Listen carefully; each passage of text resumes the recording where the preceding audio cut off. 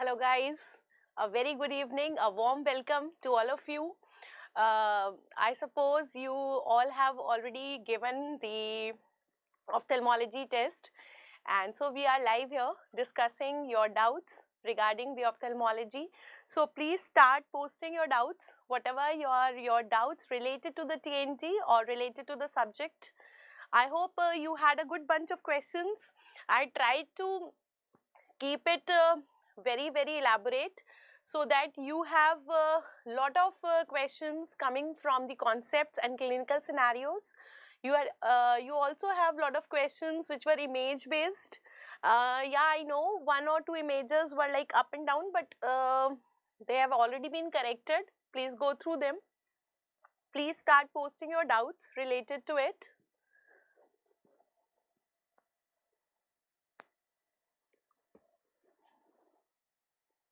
Yes, Dr.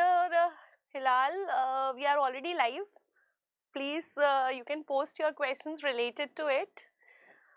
I hope your preparation is going well.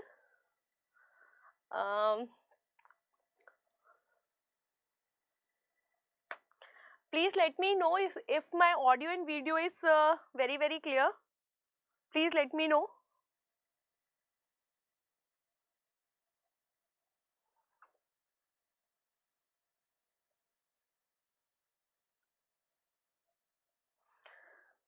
Hi Virat. Hello. Good evening to all of you. Please post your doubts. Or Ophtha was so good and you are already clear with all the concepts. Okay, thank you. Thank you for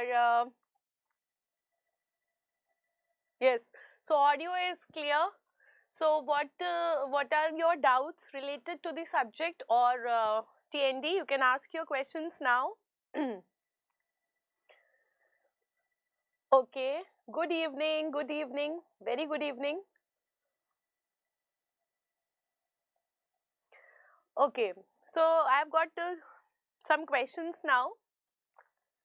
How to revise the ophthalmology in the first reading? So please make it clear, Pooja, are you revising for the first time or are you doing the ophthalmology for the first time? So there is a difference between the two, that you have already done the ophthalmology and then you are now revising it for the first time, or you are doing it for the first time. Then let me know. Yes. Why intravitreal injection is given through the inferotemporal side? See, intravitreal injection is preferably given through the pars plana route. So you have got two parts of ciliary body. We have got pars plicata and you have got pars plana. So as the name suggests, plana, that is the smooth part of the ciliary body. So obviously we will not like to touch the plicata part of the ciliary body because it consists of ciliary processes. So if you are going through that side, there will be a risk of ciliary block glaucoma also. You are disrupting the ciliary body. So that is why we prefer going the pars plana, and it is even easier to approach this pars plana through the inferotemporal route. That is why we are doing it through the inferotemporal area. Okay. Yes. Then the most common complication of the anterior uveitis, Shefali. I think time and again I have told you this thing, and because at one of the platform question bank this answer is given wrong. So when I take the classes also, I do tell this, that don't get confused.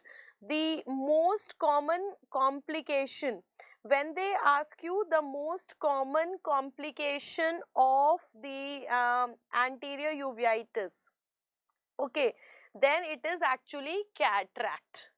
Now which cataract? Which cataract? This is complicated cataract. So it is the complicated cataract which is the most common complication. But when they ask you most common complication of the recurrent uveitis, so when the uveitis is recurrent and you are having so many attacks, then actually the answer becomes glaucoma. Then the answer becomes glaucoma. Now, why the answer is becoming glaucoma? Because when you have these recurrent attacks of the anterior uveitis, you will have the acute inflammation leading to acute inflammatory glaucoma. Then you will also have the Synechiae formation, right? We will have Synechiae, and you know that one of the Synechiae is very, very important for causing glaucoma, that is your ring Synechiae. So, ring Synechiae will cause glaucoma, synechial angle closure glaucoma.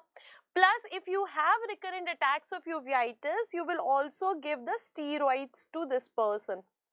And you know what I always tell you, GTCS. That means the topical steroids have the chances of causing glaucoma, while systemic steroids have more chances of cataract. So, even this treatment itself, when you are giving the topical steroids for a longer time recurrently, then again it can lead to glaucoma. So, that justifies that recurrent complication is a glaucoma, while the most common complication is the complicated cataract. Are you very, very clear now? Okay. Yes. So, there are so many questions flooding up. 3-step test. Yes, let's do Park's 3-step test. There was a question in AIMS June 2020 also. It's a very, very important thing. So, let's try to solve this. Park's 3-step test. See, there are basic 3 steps of doing this. You should know 2 to 3 things which are basic things. The basic things are, what are the elevators of the eye and what are the depressors in the eye. So, if I am talking about elevators, which are the muscle that can elevate the eye, so this will be your superior rectus and inferior oblique. While what are the depressors which can depress the eye? So, depressors are inferior rectus and the superior oblique. The point number 1. Now, point number 2. Whenever you have to do the elevation and depression, what are their favored positions? So, if I talk about maximum elevation and depression. So, what muscles are used when maximum elevation depression has to be done in different position? So, if I have to do in adducted eye, then it is the oblique muscles, and when I have to do in abducted eye, then it is actually the rectus muscles. So, this is a very, very important thing. When the eye is already abducted, then the elevation and depression is done by rectus muscle. When the eye is adducted, it is done by the oblique muscles. So, when you draw the eyes, suppose it is like this, okay. So, always remember how to go about it. Suppose you have got 2 eyes. So, always draw the 2 cross, something like this, okay. So, this will be the abducted position of this eye. Suppose this is your abducted position here and this is your abducted position here. So, when the eyes are abducted, what is happening? It is these rectus muscles which are helping. So, this muscles will be your superior rectus and the inferior rectus. Elevation by superior rectus and depression by inferior rectus. Similarly, superior rectus and inferior rectus. Now, when the eyes are adducted, okay. So, when this eye is abducted, when the patient is looking like this, what is happening? When the patient is looking like this eye is abducted and this eye will be adducted. This eye will be adducted. Now, in the adducted position, which muscles will be used? It will be the obliques. But you know, O for oblique and O for opposite. So, oblique muscles will take the eye to the opposite direction. So, that means on the upper hand we will have inferior oblique, here I will have superior oblique, because inferior oblique will elevate and superior oblique depress. Similarly, this also inferior oblique and down is your superior oblique. So always remember that when the eye is adducted in this position, the elevation and depression is done by oblique muscles, and when they are abducted, it is done by the rectus muscles. Okay. Now, the Park 3-step test is basically used for the vertical deviations. Okay. So, it is used to find out the hypertropias. When we evaluate the hypertropias, see, vertical deviations can be hyper or it can be hypo. It can be hyper or it can be hypo. Now, when I am saying that there is a hypo of this eye, then relatively, even if this eye is at normal position and this eye is going into hypo, this eye will be having relatively hyper. So, what we say in a clinical practice, we do not say hypo. We always evaluate them in terms of hypertropias. Okay. Suppose, for example, let's take a question that patient has right eye hypertropia. Suppose I say that the patient has a right eye hypertropia which increase in right gaze and in right head tilt. Suppose I have a patient who is having right hypertropia which is increasing in the right gaze when he is looking towards the right, and also the right head tilt, and they are asking you what is the muscle which is involved. So, how to do that question? So, when I say it is the right hypertropia, there are two things that can happen. Either it is genuinely the right hypertropia, or it can also be left eye hypotropia. Maybe the left eye has gone into hypo, and that is why I am feeling that the right eye is hyper.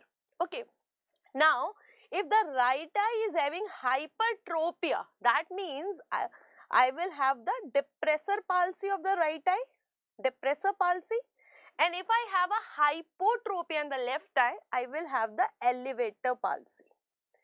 So, that means I have come up with 4 muscles now which are involved. So, depressor palsy of the right eye. What are the depressors of the right eye? Right inferior rectus, right superior oblique, or it can be the elevator palsy of the left eye. So, it can be left superior rectus or the left inferior oblique. So, most probably you will get these 4 muscles as the answer there, and you have to choose. So, this is your step number 1, that you have made out that which are 4 muscles out of these 4 muscles, one of the muscles will be involved. Now, coming to the step 2, increase in which gaze? In the second step, you have to see that it is increasing in which particular gaze. So, now they are saying that it is increasing in the right gaze. So, let us see what will happen. Suppose these are the eyes of the patient, right? This is the right eye of the patient, this is the left eye of the patient, because patient will be sitting face to face to me. So, it is increasing in the right gaze. What is gaze? Horizontal gaze. So, when he is seeing towards the right eye will go into abduction, while the left eye, because both the eyes will see towards the right now, left eye will be adducting. Now, you already know that in the abducted eye, it is the rectus muscles that will cause maximum elevation and depression, and in the adducted eye, it is the oblique muscles that will cause maximum elevation and depression. So, choose the rectus of the right eye. What is the rectus of the right eye? This was the rectus of the right eye, or the oblique of the left side. So, it is the left inferior oblique. So, that means you have got the rectus of the right eye, or you have got the oblique of the left. So, you have right inferior rectus, or you have got the left inferior oblique. Now, you are left with 2 options. Now, out of them, one will be the answer. So, now we are going to step number 3. What is the step number 3? Increasing in which head tilt? So, these were the eyes like this, okay. This was the right eye and this was the left eye, and they say that increase in the right head tilt. It is increasing in the right head tilt. So what if the patient is tilting his head towards the right? When the patient is tilting the head towards the right, in order to maintain a balance, the eyes will roll in the opposite direction. So now the right eye will intort and the left eye will extort. Okay, so here you have to remember the sin. Superiors are intorters and inferiors are extorters. So here I have either any superior muscle, or in the left eye I should have the inferior muscle. If you look at the options, in the right eye I don't have any superior muscle, so this is cut. In the left eye I have this inferior oblique, so the answer will be left inferior oblique. This is how you have to reach the answer. Okay, are you clear now? This is very clear. Okay, then Bagolini striated glasses. Okay, so I will have to show you the image there.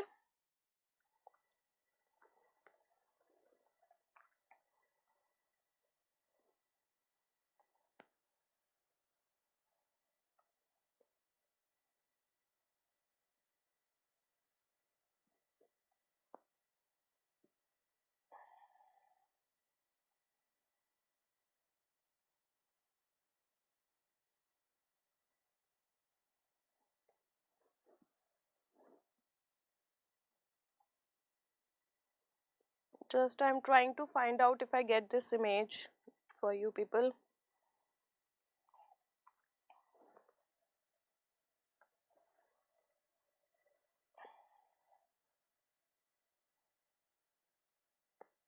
Yeah. See, this is your Bagolini striated glasses. This is basically used for finding out if the patient has normal retinal correspondence or he has abnormal retinal correspondence, or maybe suppression of the eyes, or you can say the diplopia. So this is actually used for the sensory anomalies whenever we are trying to detect the sensory anomalies. Now the name of the test is Bagolini striated glasses. What do you mean by striated glasses? Can you look at these glasses? So these striations are very faint. Actually, you cannot see them. I have just drawn them to show you that the glasses have these kind of striations, very thin striations are there over these glasses, and that is why it is called as Bagolini striated glasses.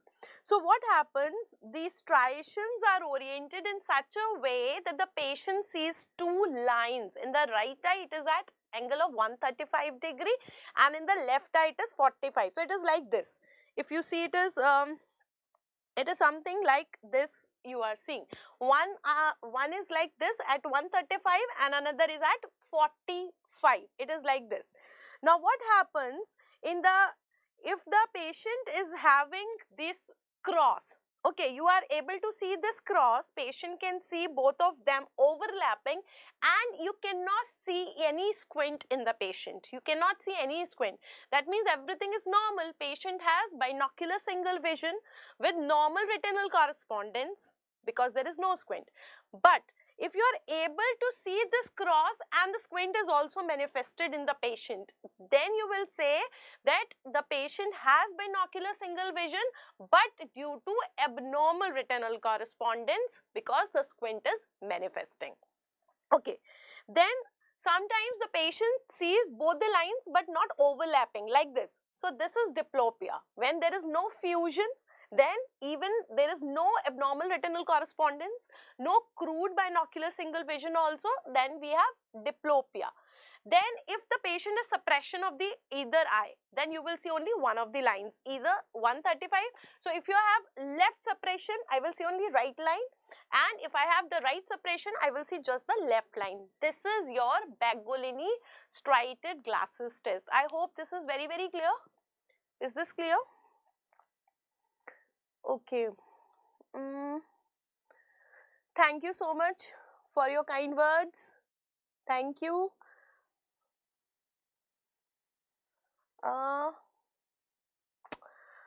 Not sufficient for the prof exam, or you have to read the book. Mohammad Akbar, I hope you are in third prof. Please tell me in which prof you are. See, if you are in the third prof and you have to give the prof exams, and if you have time, you should always refer to the textbook. Like that, this is a golden time when you can go through the textbook, and this time will never come back. There will be never that time when you will get an extra time that I can read the textbook. And textbooks you will always cherish. Reading textbook is unmatchable.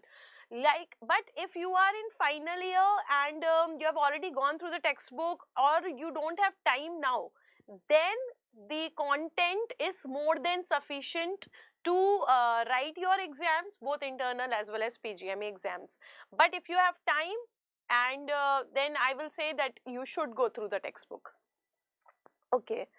Ankit, Behçet's disease is non-granulomatous or granulomatous anterior uveitis. See, Behçet's disease, we have got the granulomatous uveitis. Many diseases are such where you have got a mixed component, like sarcoidosis also shows mixed component. But the idea is that which uveitis is more important there.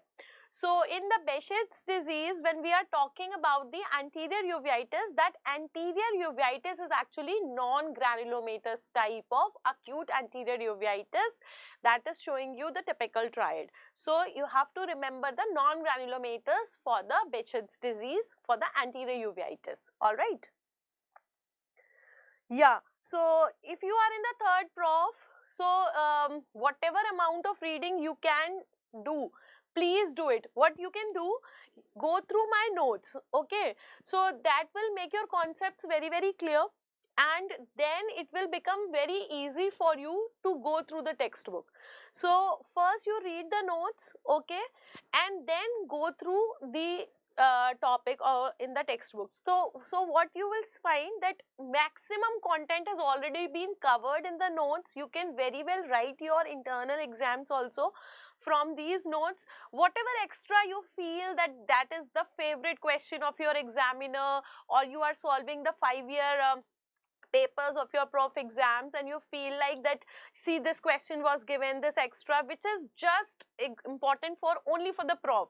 So those points you can add at a separate place, okay? Don't mingle them with your main notes, because when you will be revising them again for your PGME exams, you may not get confused what is important and what is not. So then you can write those extra points either in a one separate notebook, or you can mark them in your textbook, okay? Okay. Please explain the coloboma. So, for explaining coloboma, I would like to show you something.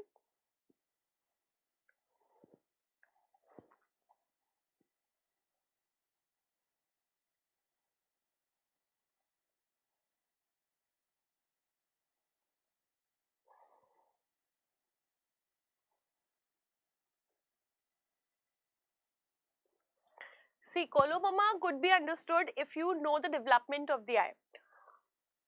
So, quickly we will see, and then I will tell you how to reach it. When you go through the development of the eye, there are 4 things which you must remember. The first thing is the optic vesicle, that is representing your neuroectoderm. Second is your lens vesicle, that is coming from surface ectoderm. Then you have the mesenchyme, and fourth is your visceral mesoderm. Okay, so let's start with the optic vesicle.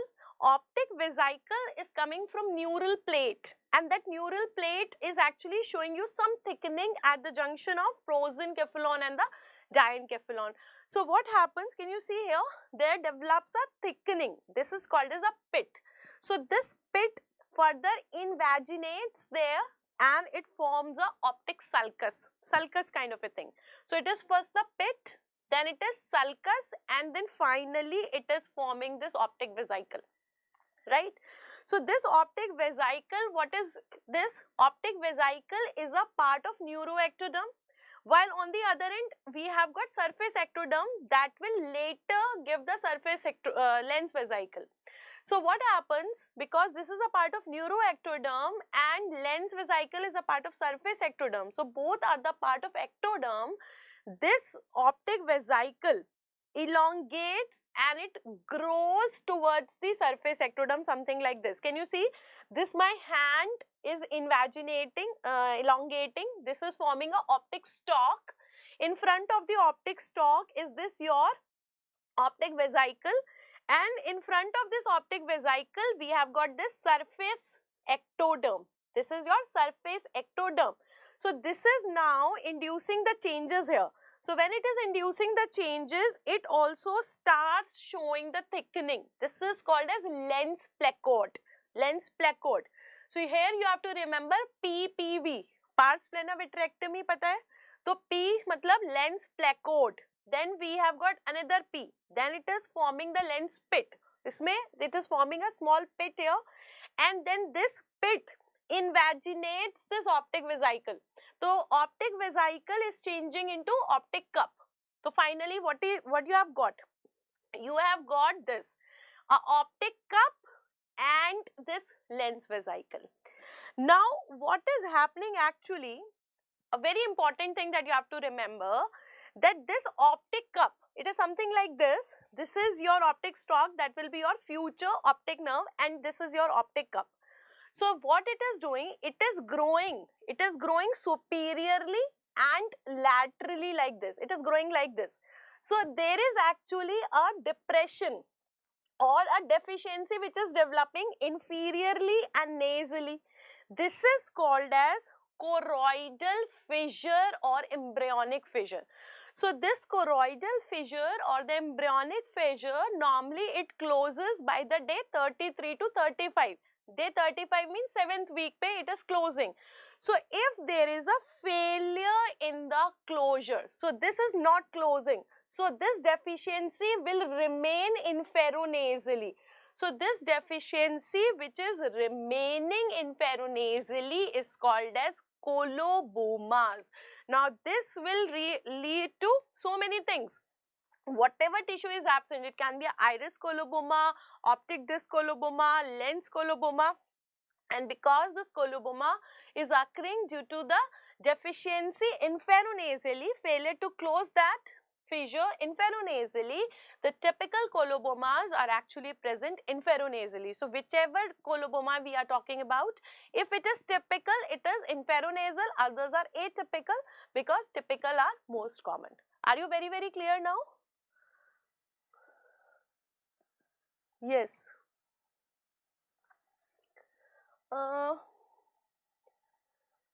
Shikhar Saxena, I have already done one.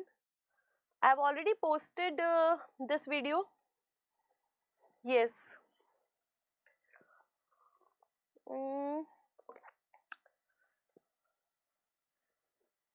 Keyhole shape defect. Okay.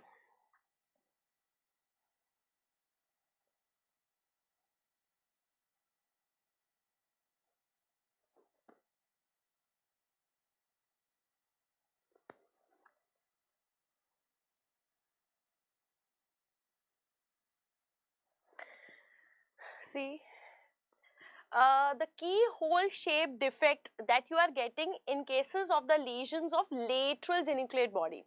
See, if you come by the way of decussation of the fibers. So once the decussation of the fibers are already taken place at the level of optic chiasma, after that level we are getting the contralateral homonymous hemianopia at all places, whether it is optic tract, lateral geniculate body, optic radiations or the visual cortex. But there is a typical lesion at the level of lateral geniculate body, that is called as the tongue shape defect, or it is also called as keyhole shape defect. This is because of the peculiar blood supply of the lateral geniculate body. So there is a small tongue shape area which is supplied by the lateral choroidal artery, and the other area that is supplied by the anterior choroidal artery. So if suppose there is a lesion only in anterior choroidal artery, then you are getting a tongue shaped lesion here in the center, while the rest of the area will become blind. So this is called as keyhole shaped defect or the tongue shaped defect. Okay, in the visual cortex lesions you get a keyhole vision that you can see in the center. That is because of the macular sparing. This is your keyhole shaped defect or the tongue shaped defect. So don't try to confuse between the two. Keyhole shaped defect is found in the lateral geniculate body, while the keyhole vision is found in the lesions of the visual cortex. Are you getting this? Okay. So isn't glaucoma and diabetic retinopathy included in Indian version of Global Vision 2020? It's not glaucoma actually. In that Vision 2020 program, I must tell you, in that program we have got two things which are included in the Indian version, that is a diabetic retinopathy and the retinopathy of the prematurity. They are included because onchocerciasis, that is included in the original one. This is not found in India. So that is why in India for the adults we take the diabetic retinopathy, and for the children we take it as the retinopathy of prematurity, not the glaucoma. Are you getting? How to differentiate between the iris nodules, brush field spots, Buzzaka nodules, Coipe nodules and the iris pearls. Okay, see, I would like to show you this.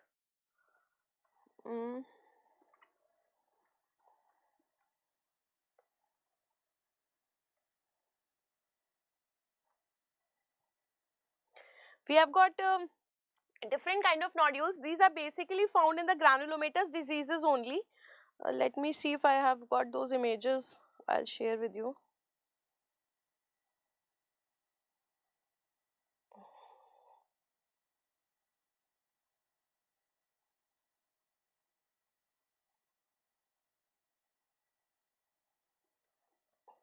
Yeah, luckily I have got it. So fortunately, see, these are your Coipe and Buzzaka nodules. See, Coipe nodules and the Buzzaka nodules, they are the typical nodules, okay, with the typical location. So these are found in the granulomatous diseases. If you have Coipe nodules, they will be just at the pupillary border. So there is no confusion with them. These which are present at the pupillary border are your Coipe nodules, right? Now, Buzzaka nodules. Buzzaka nodules are the one which are present at this mid periphery or even at the base. So, B is for B. B for Buzzaka and B for base. So, they are present at the base, while how I told you that it has got 2P. Pupillary also has 2P, Coipe has also 2P. So, Coipe nodules are present at pupillary margin, B for base, B for Buzzaka, Buzzaka nodules are present at base. Okay, then let's talk about the iris pearls. Now see, even I have put it one pearls necklace so that you can appreciate the similarity between these iris pearls and this appearance. Can you see this nodules which are present are at the periphery and they are forming a continuous chain, not like Buzzaka nodules that one is at the mid periphery, one may be at the base, not like this, a continuous chain which is present. These are called as the iris pearls. They are found in the leprosy. They are found in leprosy. And then we have got one more thing that you have asked. These are your brush field spots. So brush field spots are actually greyish white. These are the greyish white spots and they are found in the Down syndrome. So I have covered all. Yes, iris pearls, brush field nodules, Coipes as well as Buzzaka nodules. Are you very clear? Now one more thing additional for you. See this. We can also have the Lish nodules. Lish nodules are present in the cases of neurofibromatosis, especially one, and they are nothing but the hematomas. So they are brownish in color. one thing more, you may not be able to differentiate them just on the basis of image. So because that will go to the PG scope. So mostly you will get one or more sign of that particular disease also in the question definitely, which will give you a link. If they want to ask you iris pearls, they will tell you something more about the leprosy. If they want to ask you about the Lish nodules, they will tell you something about the neurofibromatosis. So it will be that way, okay? Don't think that you will get just the image and you have to tell whether these are Lish nodules, brushfield spots, Busaka, Kuiper nodules or the iris pearls, right? Okay.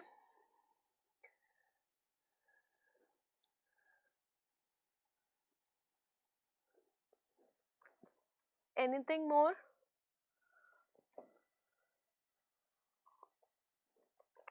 Thank you.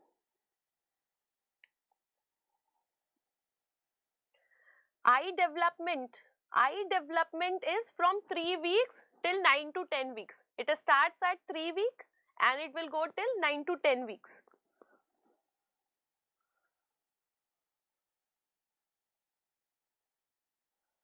Okay. Yeah, 1.5 syndrome. So that is very, very interesting. Let us discuss 1.5 syndrome also. See, 1.5 syndrome occurs due to the lesion of PPRF plus the medial longitudinal fasciculus of same site. First of all, this is the first thing. Now, how you have to understand the working of these. Now, suppose you have got one eye here, okay. This is suppose your right eye, this is the left eye, and you have got the muscles which are working here, okay. This is the lateral rectus and these are the medial rectus, and this is your center partition, okay. Now what happens, this is the supranuclear control. So supranuclear control, if you see, supranuclear control, it is from the contralateral frontal eye field. Contralateral frontal eye field. So if I am talking about the left sided lesion, suppose I am talking about the left sided lesion of PPRF and MLF, that means it will be guarded by the right frontal eye field. This is the first thing. Now second thing, these are actually involving to form the gazes. What is gaze? It can be a right gaze or it can be a left gaze. So they are talking about conjugate movements. See, when I say yoke muscles, what is yoke muscles? Yoke muscles are one muscle from each eye which are contracting simultaneously when we see in a one particular direction. So that means one muscle of both the eyes are connected somehow. So if I want to see towards the right, dextroversion if I am talking about, if I want to see towards the right gaze or the dextroversion, which two muscles I require? I require lateral rectus of my right eye and medial rectus of left eye. So they should be innervated in such a way that both of them are getting equal and simultaneous innervation. Okay, similarly, if I want to see towards the left side, so if I am seeing towards the left gaze, so the left lateral rectus and the right medial rectus should be innervated simultaneously. Now, let's take this example, how they are innervated. So, this lateral rectus is actually innervated by the 6th nerve. So, this is your 6th nerve nucleus, while this medial rectus is innervated by the 3rd nerve. So, this is your 3rd nerve nucleus, right? Now, how they are connected to each other? They are connected with the help of two things. One is your parapontine reticular formation, that is your PPRF, and these two are connected with the help of the medial longitudinal fasciculus. So, here we have the medial longitudinal fasciculus. So, what is happening? The medial longitudinal fasciculus is connected connecting the two things. One is your third nerve nucleus, one is your sixth nerve nucleus, and this your PPRF is sending the innervation to both. It is sending the innervation to sixth nerve nucleus also, and the other side medial longitudinal fasciculus, which is sending the third nerve innervation. So now what is happening? Try to see. If I have a problem with this PPRF, suppose I have a problem with this PPRF, it will not send the innervation to this sixth nerve nucleus. So this lateral rectus won't function. So what will happen? There will be abduction deficit. Abduction deficit on the same side. Similarly, if I have a problem with this medial longitudinal fasciculus, then it will not send the innervation to this third nerve, and therefore this medial rectus will not work. Then what will I have? I will have the adduction deficit. Then I will have adduction deficit. Okay, this you are getting? So this means now what is happening, that if there is a problem with this PPRF, what is happening? It will not send the impulse to the sixth nucleus of the same side. So I have ipsilateral abduction deficit, and it will not send the innervation to this medial longitudinal fasciculus. So I have contralateral adduction deficit. This is only with the PPRF. Now I am saying, what if I have the lesion of both PPRF and MLF of the same side? So this is already done. Now I also have the problem with the medial longitudinal fasciculus of this eye. So this eye medial longitudinal fasciculus also has a problem. Therefore, it will not send the impulse to this medial rectus, because medial longitudinal fasciculus sends the impulse to the third nerve, and this will send the impulse to the medial rectus. So here again I have adduction. I have adduction deficit. Now can you see how many deficits you have? You have the deficit adduction and adduction both in this eye. This is called as 1. Other side, what you are having? Other side you are having just this adduction deficit. So this is half. This is called as a 1.5 syndrome.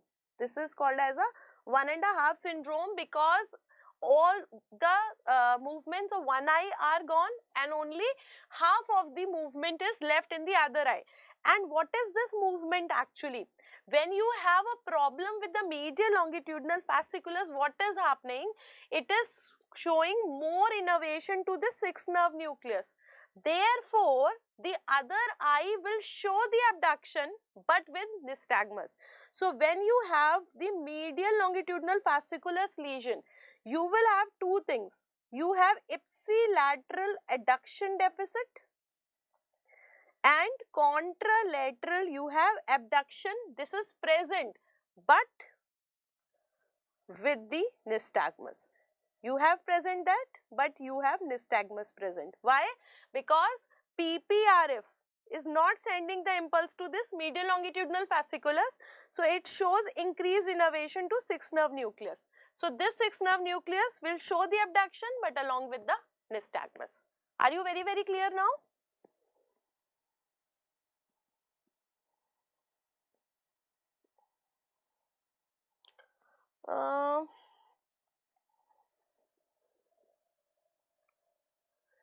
What is the most common cause of CRAO? Cholesterol plaque or atherosclerotic plaque? That is same, beta, that is same. Atherosclerotic plaques are mainly cholesterol plaques only, and they are called as the Hollenhorst. They are called as the Hollenhorst plaques. So basically, you know, thromboembolism is actually responsible for CRAO in about 80% of the cases. So these Hollenhorst plaques, they are same. Okay. Some important points on cataract, like you have to be specific.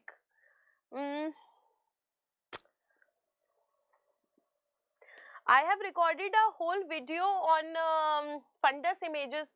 You will get on the official YouTube channel of DBMCI, Ophthalmology Rewind Fundus Images, and there I have discussed all the important fundus images. Please try to go through them so that I can address other questions also, because if I start explaining you the fundus images, I think I won't be able to take up the other ones. If you have anything specific that you are not able to understand in that fundus, then I can tell you. Okay. What else?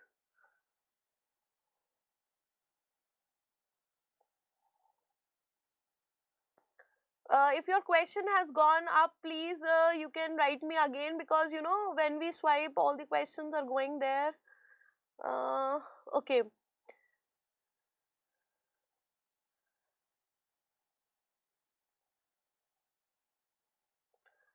Then there was a question, I think, on the pupillary reflexes. I am missing that.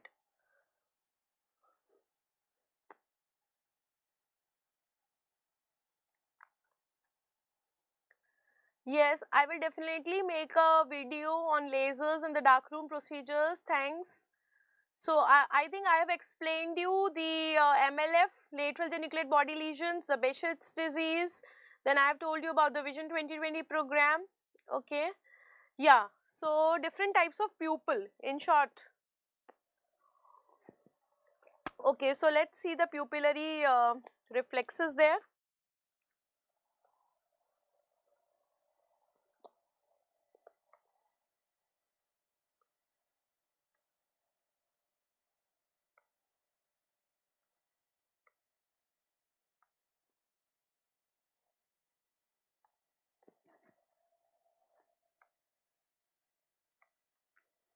So, let's try to talk about the pupillary reflexes. But before going to the pupillary reflexes, let's quickly revise the pathway of the light reflex. So, the pathway of the light reflex, see, it starts with the light. This light will fall on the retina. From the retina, it will be taken up by the optic nerve, right? Now, from the optic nerve, these fibers are going to the optic tract, and from the optic tract they are not going to the lateral geniculate body. From that they are going directly to the pretectal nucleus. That is the important thing in cases of the pupillary reflexes. Now, from this pretectal nucleus, it is going to both the sides, EW nucleus, and EW nucleus is innervating the third nerve. So, third nerve is innervated on both the sides by the pretectal nucleus of one side, or the light of one side is innervating the third nerve of both the sides.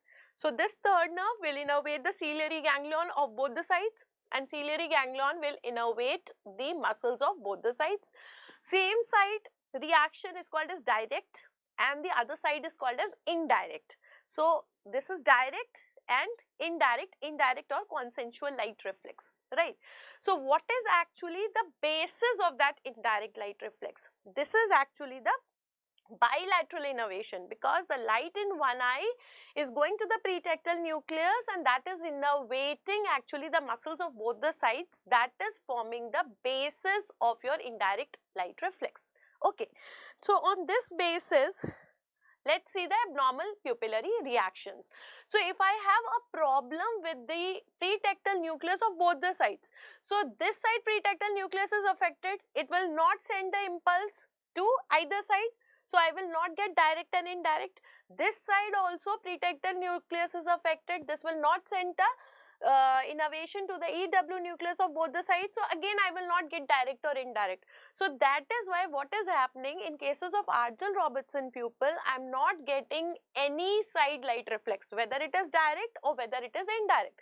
But when I come to the accommodation reflex, in the accommodation reflex I am getting, because there the lesion is in the pretectal nucleus, and pretectal nucleus is involved in your light reflex pathway, not in the accommodation reflex pathway.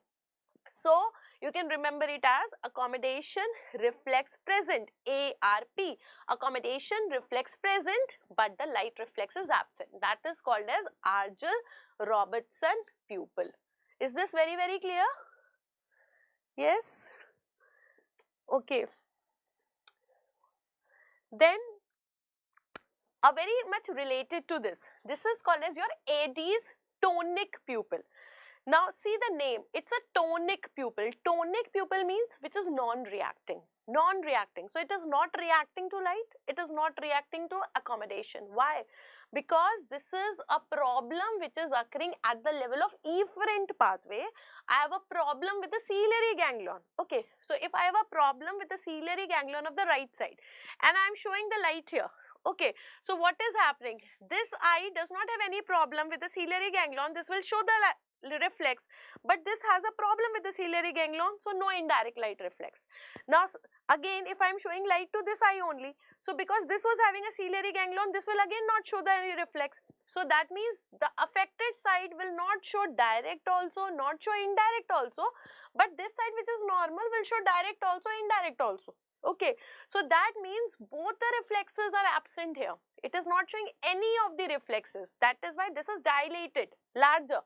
While this is showing the reaction, this is small, constricted. So one is large, one is small. What is this? Anisocoria. So in cases of AD stonic pupil, I am getting anisocoria, different sides of the pupil. But in cases of Argyll-Robertson pupil, what was happening? Both eyes were not showing the light reflex, both direct and indirect. So what was there? Bilateral small pupil. That was irregular, but it was both small. So that was isocoria. So this is the main difference between the Argyll-Robertson pupil and the AD stonic pupil. Are you getting now? Yes?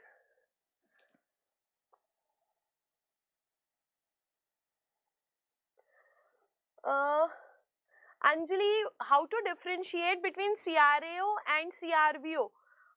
How you are not able to differentiate? Everything is same, different beta. CRAO may you will get what? You will get the cherry red spot, a very important thing. You will get pale retina. You will get the whiting of the retina. Whole of the retina becomes white due to the collection of exudates. Then you get a cherry red spot. Then you get the segmentation of the blood column, that is called as the cattle track sign. Then you will get the RAPT present. So RAPT can be present in CRVO also, but these two things are very important. While in CRVO, you have got the non-ischemic and the ischemic variety. So if it is non-ischemic variety, you will not get any pale retina that you were getting in CRO. And if it is the ischemic variety, then you will be getting the splash tomato appearance, blood and thunder appearance. You have got so many hemorrhages in the fundus. So looking at the fundus, you definitely get straight away that whether it is a CRO or it is CRVO. As simple as that. Are you getting? Simple way to memorize the anatomy of eyes. What is your name? Musculature PUBG. Okay. Are you talking just of the anatomy or the whole eye? Or are you talking about the development? I could not get your question. Whole of the anatomy of the eye. Okay. Dot and blot hemorrhages. So, see, there is an easy way of getting this. Which hemorrhages in which layer you are getting. So always remember that in diabetic retinopathy, what is the first thing that you get? Microaneurysms. Microaneurysms is the first thing that you get, right?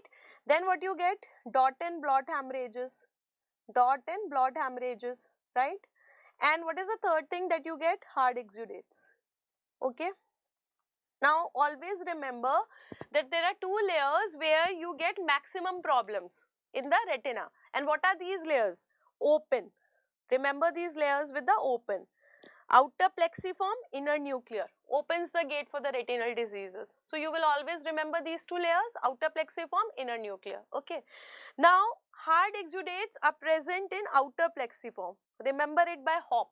Hard exudates, outer plexiform. So what is left with you? In. So these are found in inner nuclear layer. These are found in inner nuclear layer. Are you getting this? Yes.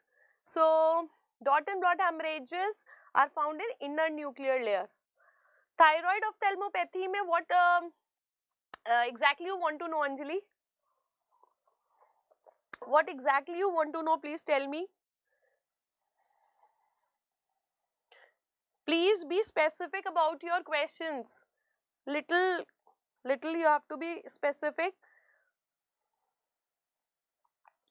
Thyroid eye disease, it's the most common cause of proptosis in adults, whether it's a male, female, unilateral or bilateral. So proptosis in adults, first thing, think of thyroid. Second important thing, thyroid eye disease does not mean that it should always be hyperthyroidism. 90% of the cases, it is hyperthyroidism, agreed. But 6% of the cases can be euthyroid.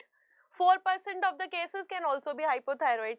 So there was a question in NEET 2020 also, and that I told you that they say that a middle-aged female coming with proptosis, I don't remember whether it was unilateral or bilateral, and they say that the status was euthyroid. Not a problem. Even 6% of the euthyroid patients can have proptosis and can have the thyroid eye disease, so not a problem. Then you have to think about what you called as your risk factors. We have got various risk factors. We have smoking, females and middle age. Now, what are the most important things about the thyroid eye disease? They are basically acting on the orbital fibroblast. So these fibroblasts are of two types, myofibroblast and lipofibroblast. Myo means muscle, they are affecting the extraocular muscles. Then lipo means they are acting on gags, and there is a collection of so many glycosaminoglycans that leads to the edema, and that edema actually leads to the proptosis of the eye forward. So that is the basic pathology in cases of thyroid eye disease. Are you getting this?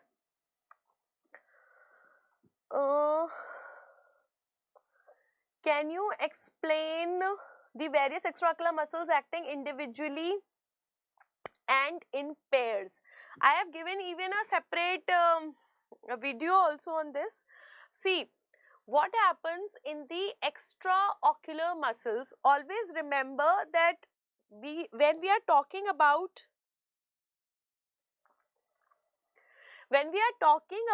the extraocular muscles, we have got two kind of muscles. One is your rectus muscles and another is your oblique muscles, right? So rectus mein what we have? Superior rectus, inferior rectus, medial rectus and lateral rectus. Oblique mein kya hai? We have superior oblique and we have inferior oblique. Now, when I am talking about this medial rectus and lateral rectus, they are not a problem because they are just causing one action, adduction and abduction. So, we are basically concerned with the superior rectus, inferior rectus, superior oblique, inferior oblique. Okay. Now, always remember that when I am talking about superior rectus, inferior rectus, superior oblique and inferior oblique, rectus का मतलब क्या होता है? Rectus means straight. So basically these are straight muscles. Oblique क्या होते हैं? These are the oblique muscles. So straight, rectus means straight, so they are moving straight and in the same direction. So superior rectus है, that will go straight and same. So this will cause elevation. While inferior rectus will go straight and same. So this will cause depression. Okay. Then if I talk about the oblique muscles, oblique is your ulta muscles, opposite direction. So basically superior will cause depression and inferior will cause elevation. Okay. Now second important thing is that the rectus muscles are straight. So their main action is elevation, depression. So this is their primary action. But if I talk about the oblique muscles, which are the tilted muscles, so their main action is not elevation and depression, their main action is rotatory. Rotatory. Rotatory means torsion. So their main action is torsion. Now, there are two kind of torsions. If eye is like this, it can rotate inward, intorsion, or it can rotate outward, extorsion. So how you will remember this? Sin. Sin means superiors intort. So both the superiors will intort. Superior rectus intorsion and superior oblique also intorsion. So what is the opposite of this? Inferiors extort. So inferior rectus extorsion and inferior oblique also extorsion, right? Then the third thing. For the third thing, remember the rad. Remember the rad. rectus muscle adduct. So oblique muscle abduct. So what will be there? Tertiary action will be, for the obliques, tertiary action is abduction. For the recti, the tertiary action is adduction. This is how you can easily remember all the three actions of the separate muscles. Are you clear with this? Okay. Hello. What actions to remember? Prateek, which actions? I could not get you. Please tell me which actions. Ma'am, in Humphrey's field analyzer is the interpretation of the shaded type graph required. How to interpret it? See, at your level, even if you do not go with the interpretation, that's not a problem. But you should know that this is a graph showing Humphrey's field analyzer, and you should know what kind of perimetry it is. It's a static perimetry done for the glaucoma, and it is showing you that graph. That much is sufficient for you. Okay.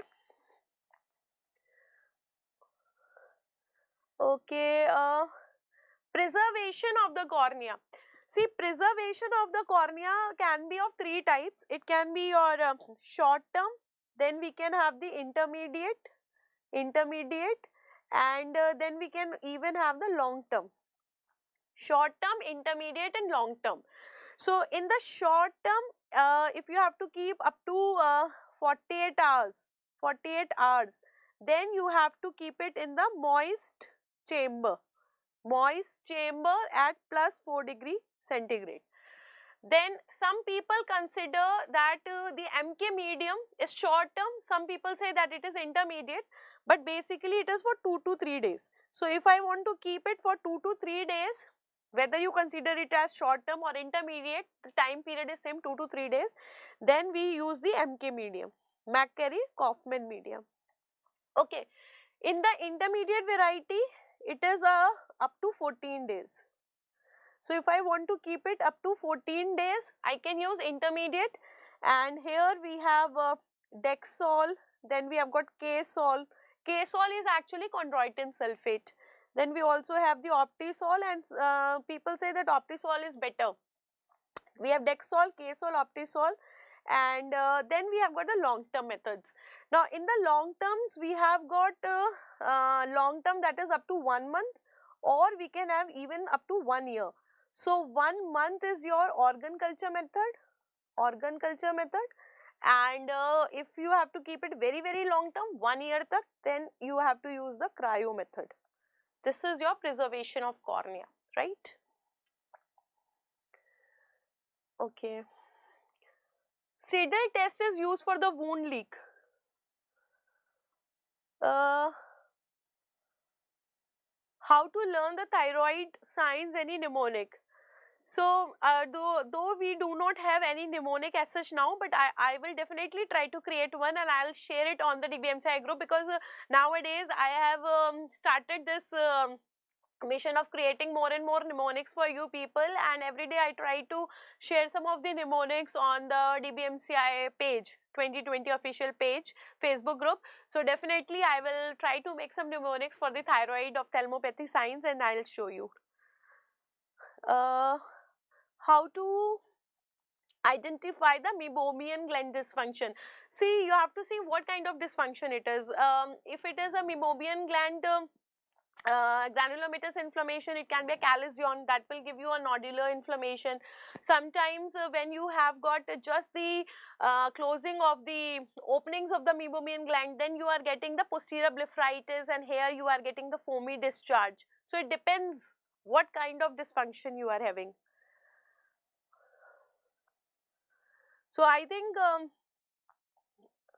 ophthal signs in the thyroid, so everybody is wanting them, so I will definitely try to work on it, that let's see if we can have some mnemonics about it, and I will share it. Any other thing?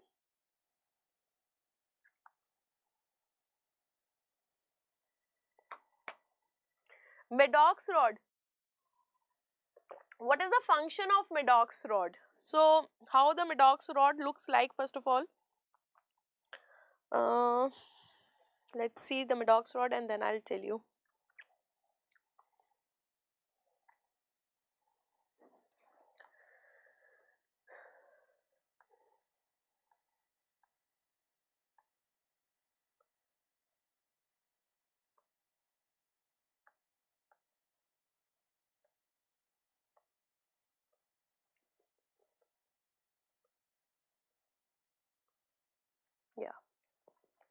See, first try to understand what is Maddox rod.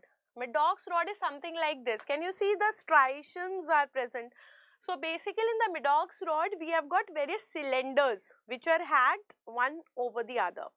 So what is the property of these cylinders? They are converting just the point source of light into a line, and that line will be red in color. Now you have to keep this Maddox rod parallel to the axis of deviation. So if you are suspecting a vertical squint, we'll keep it vertically like we have kept here, vertically. But most of the time it is a horizontal squint, so we have to keep it like this, horizontal striations. Now the cylinders will convert the point source of light that the patient is seeing into a perpendicular line. So if you have kept the Maddox rod like this, the patient will see a vertical red line, vertical red line. So now what is happening? One eye you are keeping the Maddox rod, one eye is not keeping. So one eye will see a dot reflex and one eye will see a line. And you know that the dissimilar images do not overlap. Dissimilar images do not fuse, sorry.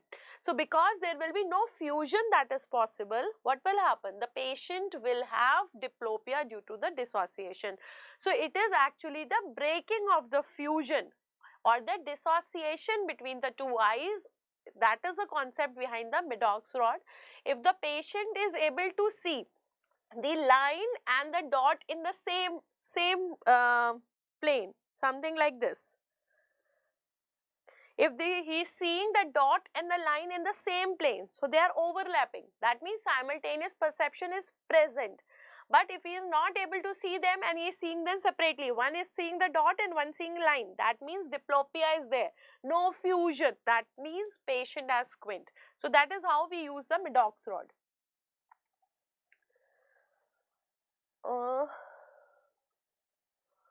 Thank you for your kind words. Jackson cross cylinders. Wait.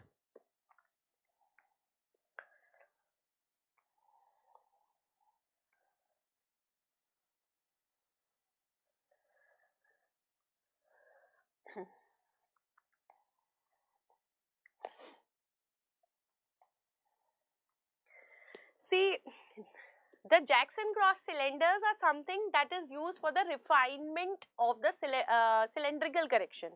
When you are giving the correction for the astigmatism, cylindrical correction, then we use these Jackson cross cylinders. In this, two things have to be done. You have to correct the axis also and you have to correct the power of that also. So how you are doing it? Basically what we are doing, this was actually given by Edward Jackson. That is why it is called as Jackson cross cylinders. Cross क्यों कहते हैं and Jackson क्यों कहते हैं? Jackson is due to the Edward Jackson. Cross cylinders because you are using two cylinders having equal power but opposite side. So we are using the flip cross technique.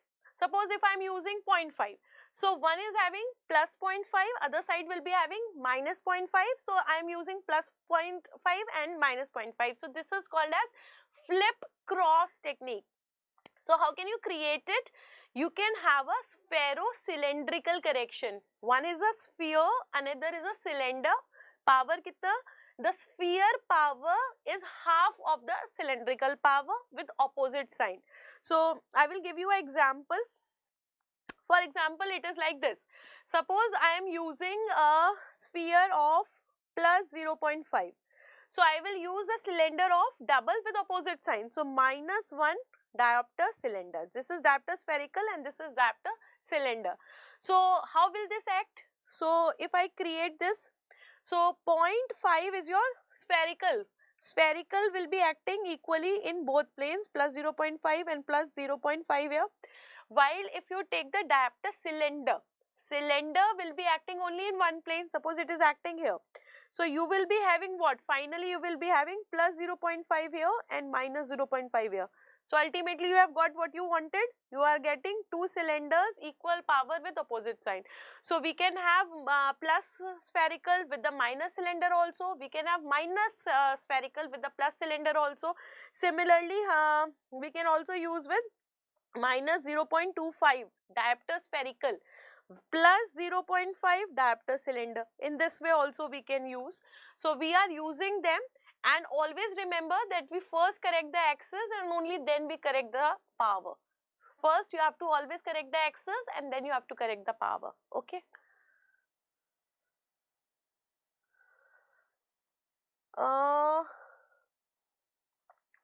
What is the difference between endophthalmitis and panophthalmitis? So this is a very important question. Endophthalmitis and panophthalmitis. See, one is endophthalmitis and one is panophthalmitis. I think everybody know what is ophthalmitis. Ophtha is eye and mitis is inflammation, so not is a problem. Now endo means inner. So when we have inflammation in the inner layers of the eye, and pan means whole, when you are having inflammation in whole. So in the endophthalmitis, sclera is spared. Here the sclera is spared, and because sclera is spared, extraocular muscles are not affected, therefore motility will be normal. While in panophthalmitis, sclera is also involved.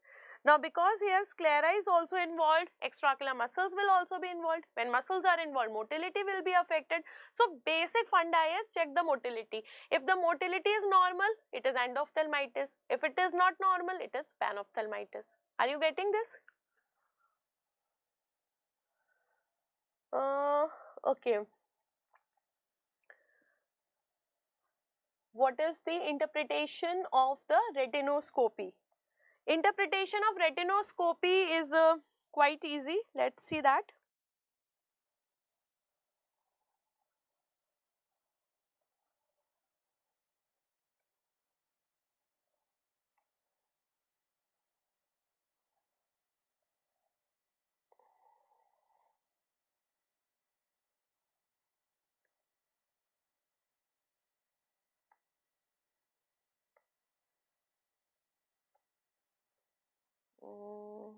It has gone. See, the interpretation of the retinoscopy is very, very simple. When we do the retinoscopy, nowadays we do it with the help of the self-illuminating streak retinoscope. So what is the meaning of that? Self-illuminating, it is illuminating with itself, it is showing a light, and that is streak of light. So when you show this light in the dilated fundus passing through that pupil, you are able to see that light reflex. So you are moving your retinoscope and you are seeing the movement of that light reflex here. So can you see here? So when we are moving like this, light reflex is moving like this. They are going opposite. This is called as against the motion or against the movement. The second is, when you are moving like this, light reflex is also moving like this. So they are moving in the same direction. This is with movement. But in the other way, you are not getting any movement, no movement. So that is the basic thing. Now, if you are getting no movement, that means myopia is exactly equal to 1 diopter in the patient. If you are getting against, that means it is increasing. So it is myopia more than 1 diopter. If you are getting below that, that means you are going towards a lesser power. Then that will give you same movement. So lesser power, what is a lesser power then? -1. So if the myopia is less than 1 diopter, then it can be emetropia. And even if it is lesser than emetropia, it is hypermetropia. So based on these movements, you can interpret the retinoscopy.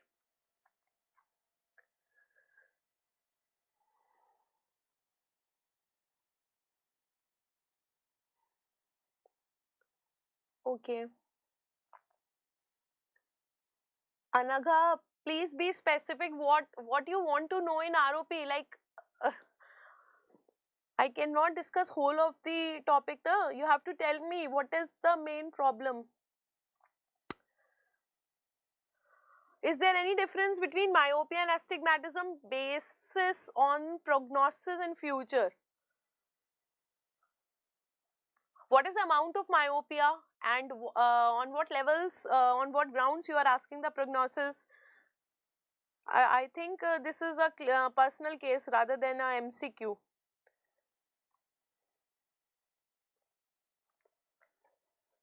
So I think I have solved most of the questions.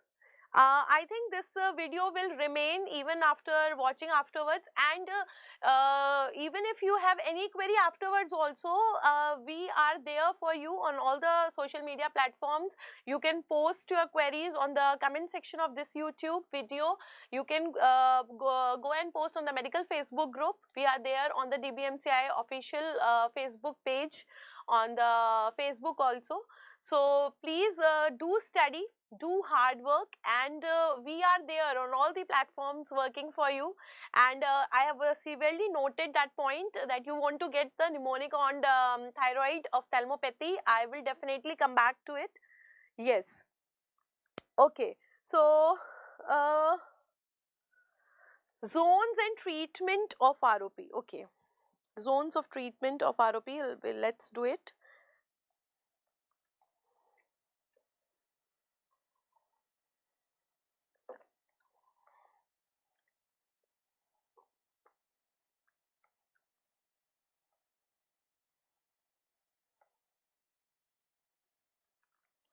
So we have to see that. I think it's there.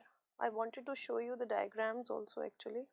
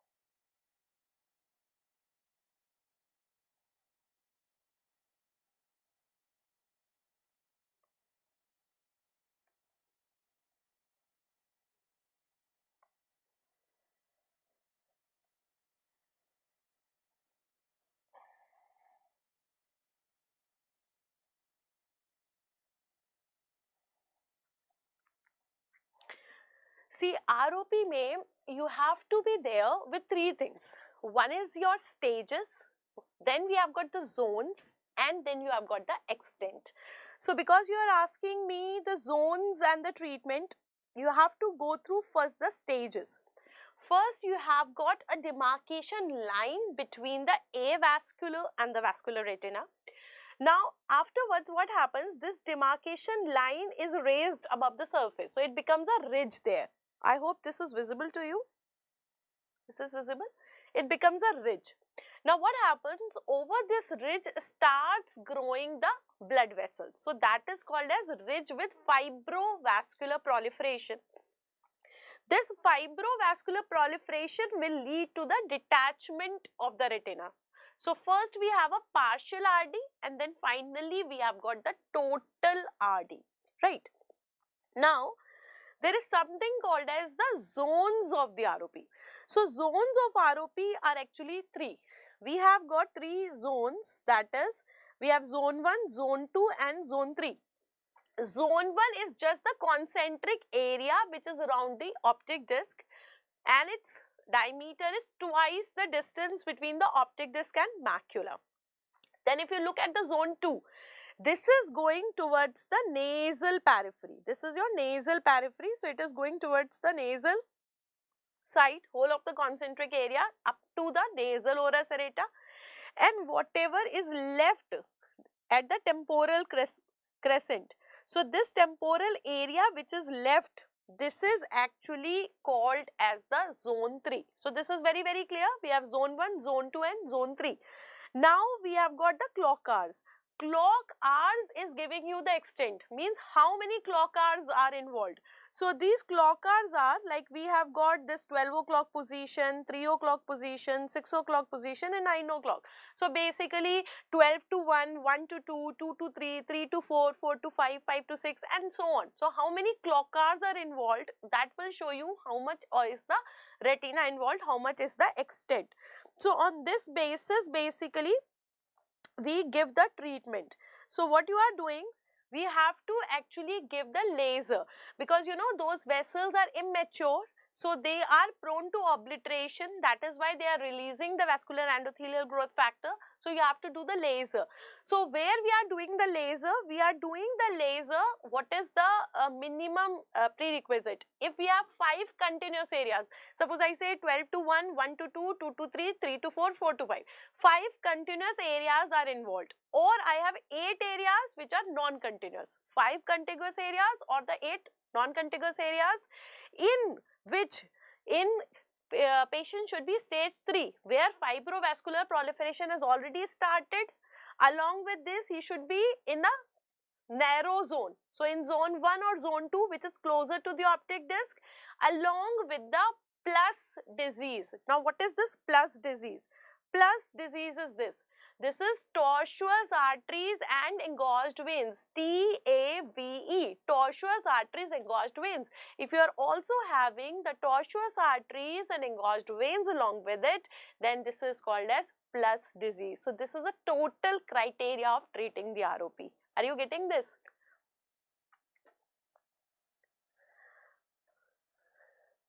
Yes, ये lecture बाद में भी रहेगा. What is one of the earliest feature of anterior uveitis? It is the aqueous flare. So no, don't get confused. There are two things: earliest sign and the most important sign. The earliest sign is the aqueous flare, while the most important sign is the keratic precipitate. So don't get confused between the two. So I hope we have gone through all the questions. Okay, anything extra you want to ask, you are always welcome. Please do write me in the comment section of this, or on the FB page, on the medical Facebook page. I'll definitely revert back to you. Okay, keep on learning hard, and keep working hard. Whatever your queries, we are always there to solve your queries. And please don't get confused here and there. Okay, be focused, remain focused, because you know so many people were asking me the revision strategy. The first thing is, stick to your own strategy. Okay, don't get distracted by other people's plans. Everyone is different, every plan is unique, and you have that your own unique plan. But the thing is that you should be following religiously your plan, and it should be a good plan which is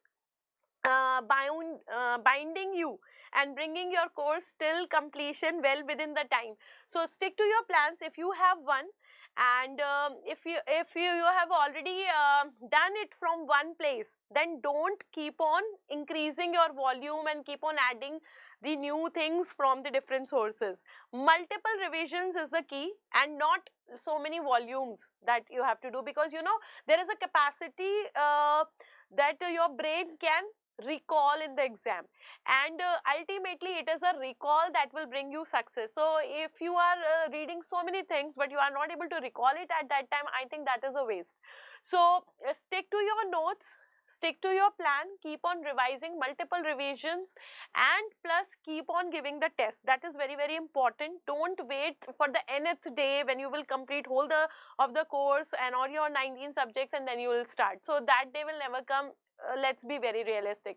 So start giving the test very soon, so that you come to know that what are your important weaknesses. Okay, because you know always whenever you have to give any important exam, always work on the principle of 80-20. 80% of the things will be asked from 20% of the course. So you always have those high yield topics from every subject. Every faculty has told you, we have already shared it on your Facebook groups also, that what are the important topics there. Plus you are also getting this idea from your T&D series. Whatever questions you are being given, those all topics are important. Do not just focus on the questions. Please do focus on the topics as a whole. So whole of those topics are important. You should know A to Z everything about that topic, because questions are repeated from the concept and from that topic. They may not be coming whole solely like that only. So you have to be very, very careful. Okay, instead of increasing the number of topics, be focused on those topics, and do not do a blunder of doing some mistake in previously asked questions.